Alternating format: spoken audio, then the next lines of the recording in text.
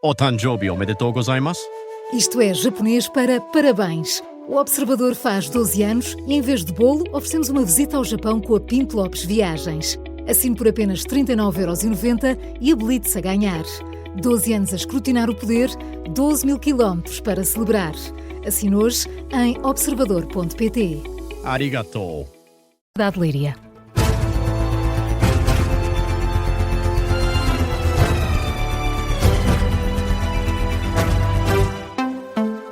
Bom dia, notícias às 7 na Rádio Observador, uma edição da jornalista Carla Jorge de Carvalho. A cidade de Torres Vedras fez ontem à noite a festa por causa da vitória do Torriense na final da Taça de Portugal, mas já lá vamos. Este dia histórico no futebol português mexeu também com as contas das competições europeias da próxima temporada.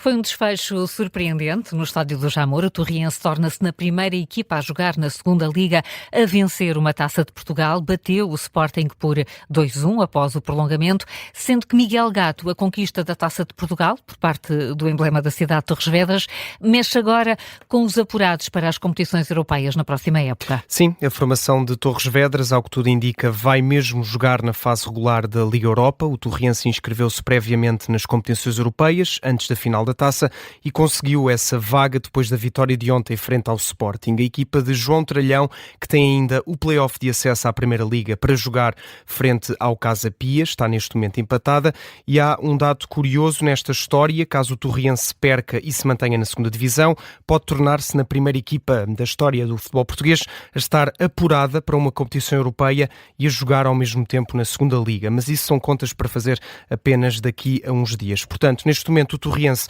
está apurado diretamente para a Liga Europa, empurra assim o Benfica para a segunda pré-eliminatória da competição. A primeira mão desta ronda está agendada para 23 de julho, apenas 4 dias, depois da final do Mundial de Seleções. Os encarnados vão ter de ultrapassar 6 jogos até entrar na fase regular da Liga Europa. Já o Sporting de Braga cai para os play-offs da Liga Conferência e o Famalicão está fora das competições europeias na próxima época, apesar de ter terminado a época no 5º lugar do campeonato. Portanto, Miguel, Torriense direto na Liga Europa, o Benfica nos play-offs e o Sporting de Braga nas pré-eliminatórias da Liga Conferência. Falta saber como ficaram as contas para a Liga dos Campeões. Sim, apesar da derrota na final da Taça de Portugal, o Sporting teve ontem motivos para sorrir, pelo menos antes do jogo, isto porque garantiu o acesso direto para a fase regular da Liga dos Campeões, porque o Aston Villa, em Inglaterra, terminou a Premier League no 4º lugar após vencer o Manchester City. Portanto, há 2 equipas diretamente apuradas para a fase de Liga da Champions, que não têm de passar por esse play-off. Falamos do Sporting e, claro, do campeão Futebol Clube do Porto. Miguel Gato, e as contas das competições europeias para a próxima temporada, além desse apuramento direto para a Liga Europa, o Torriense garantiu também um lugar na final da Supertaça frente ao Futebol Clube do Porto. É uma partida que se joga em agosto. Importa agora recordarmos os acontecimentos do jogo de ontem, Carla. A equipa de Torres Vedras adiantou-se no marcador logo aos 4 minutos do encontro.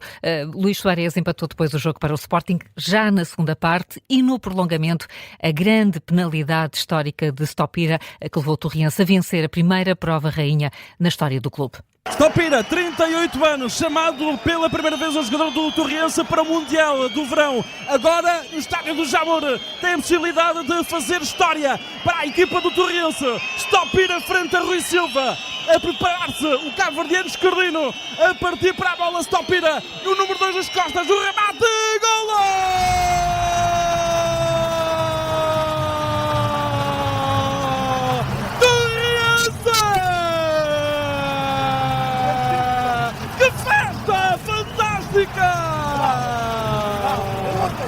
Uma grande festa, o relato aqui do momento do jogo, no relato da Rádio Observador.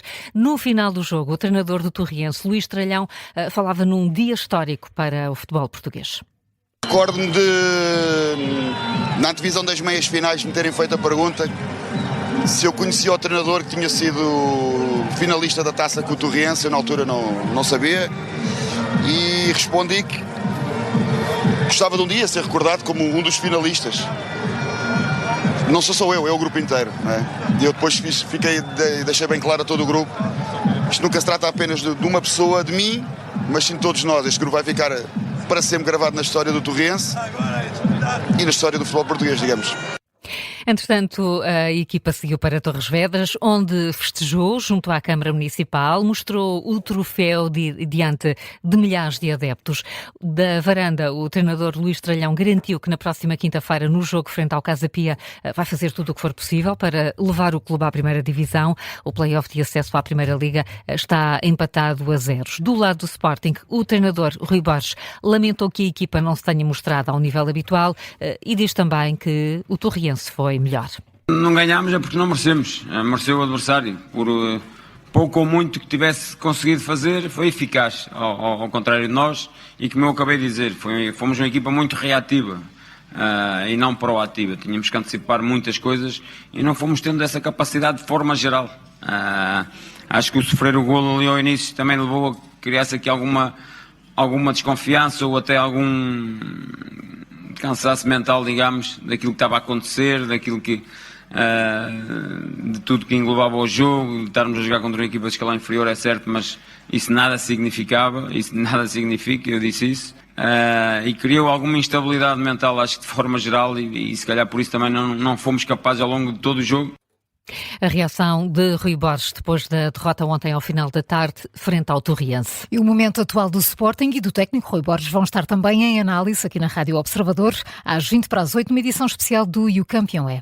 O Chega e a Iniciativa Liberal querem explicações sobre a demissão do secretário-geral adjunto do Ministério da Administração Interna. António Pombeiro demitiu-se em divergências com a liderança do Ciresp. O agora demissionário secretário-geral adjunto apontou graves irregularidades na gestão da rede pública do Ciresp, e isto durante a presidência do general do Exército, Paulo Viegas Nunes, que na sexta-feira voltou a ser nomeado para o cargo. O presidente do Chega, André Ventura, questiona a integridade desta escolha e pede uma audição urgente ao ministro Luís Neves, ao presidente do Ciresp e também a António Pombeiro.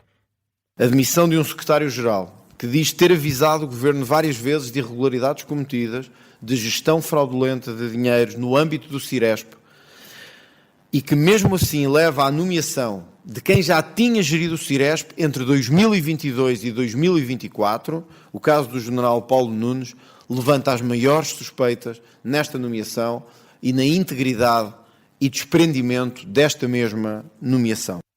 André Ventura, em conferência de imprensa, em que criticou também o silêncio do Partido Socialista sobre o assunto. A Iniciativa Liberal também quer esclarecer as alegações de António Pombeiro, que considera serem extremamente graves. Numa declaração enviada à Comunicação Social, o deputado Rui Rocha afirma ainda que estas acusações colocam também em causa o próprio ministro Luís Neves. E este vai ser o tema do explicador desta manhã, com o debate entre Fernando Negrão e Vitalino Canas.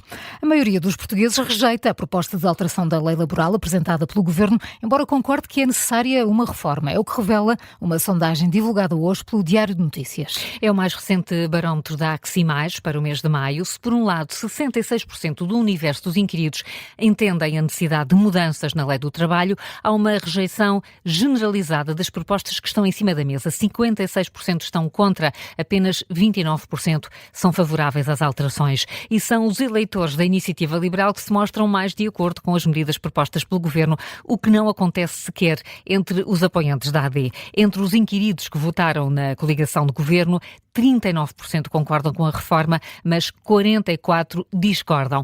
Entre os eleitores do Chega, apenas 36% estão de acordo com a reforma laboral. À esquerda, a rejeição é esmagadora, está entre a casa dos 70% até aos quase 90%. E nesta sondagem também se pergunta aos inquiridos qual será o desfecho mais provável deste processo legislativo. As respostas estão equilibradas. Sim, 41% antecipam o chumbo do projeto, mas 39% acreditam que a reforma acabará por ser aprovada. Um outro dado interessante, a maioria dos inquiridos, 62%, entende que o Presidente da República deve cumprir o que prometeu em campanha e vetar o diploma que não teve acordo em concertação social se chegar ao Palácio do Belém. A defesa do autor do ataque com um coquetel Molotov na manifestação Pró-Vida, a 21 de março, apresentou um recurso contra a prisão preventiva que foi aplicada em abril. O recurso foi apresentado a 20 de maio e assenta em dois principais argumentos. Primeiro, o de que Nelson Vassalo nunca quis atingir as pessoas que se encontravam junto à escadaria da Assembleia da República. E segundo, o de que nunca houve uma motivação ideológica contra membros de grupos pró-vida na base do ataque. O editor de Sociedade do Observador, Pedro Rainho, explica que o objetivo da defesa é mostrar que tudo passava de uma demonstração de ativismo pela habitação. Quando termina aquela manifestação pelo direito à habitação, Nelson Vassalo sai da Avenida da Liberdade, dirige-se ao pé da Assembleia da República, ao edifício da Assembleia da República, onde estavam pessoas que tinham participado na manifestação, na Marcha pela Vida, e lança o coquetel Molotov. Este é o argumento, é porque era preciso fazer mais alguma coisa mais impactante para chamar a atenção para esta causa que é o direito à habitação e, portanto, a intenção seria lançar o coquetel Molotov contra a escadaria. E como explica Pedro Rainho, a defesa de Nelson Vassalo passa também por tentar provar que o momento foi improvisado e não se tratou de um ataque terrorista premeditado, ainda que o coquetel tenha sido preparado várias horas antes. O que a defesa sustenta é que foi no próprio dia em que lançou o coquetel Molotov. Portanto, ao início do dia, Nelson Vassalo já teria esta ideia de ter uma atitude que impactasse, que chamasse a atenção para esta causa que é o direito à habitação, também é um tema bastante atual. Sim. Portanto, nesse dia faz uma pesquisa simples, não sei exatamente se no telemóvel, se no computador, mas enfim, num browser, na internet, sobre como preparar um engenho destes. Sai à rua, adquire uma certa quantidade, compra uma certa quantidade de combustível, de gasolina, e depois prepara ainda em casa, com uma garrafa, com uma meia, prepara o tal engenho explosivo que depois utiliza horas mais tarde. Pedro Rainho, editor de Sociedade do Observador, na História do Dia de hoje. São agora 7h10. Carla, que outras notícias marcam esta manhã de segunda-feira?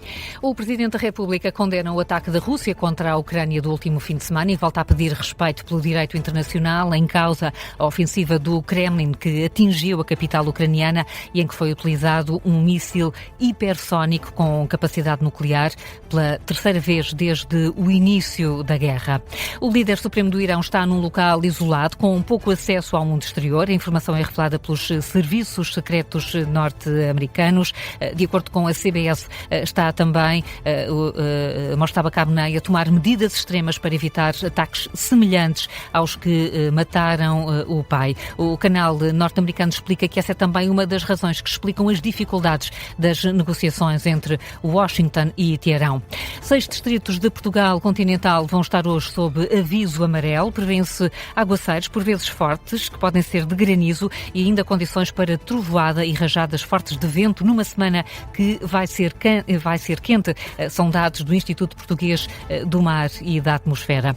Mais de metade dos cerca de 1 milhão de portugueses que se estima que tenham doenças da tiroide não estão diagnosticados. É o que indicam especialistas ouvidos pela agência Lusa, que alertam para a importância de valorizar sintomas como cansaço e alterações de peso. Para sensibilizar a população para a importância de valorizar sintomas, a Associação de Doentes da Tiroide vai promover durante a semana várias ações de sensibilização com triagem.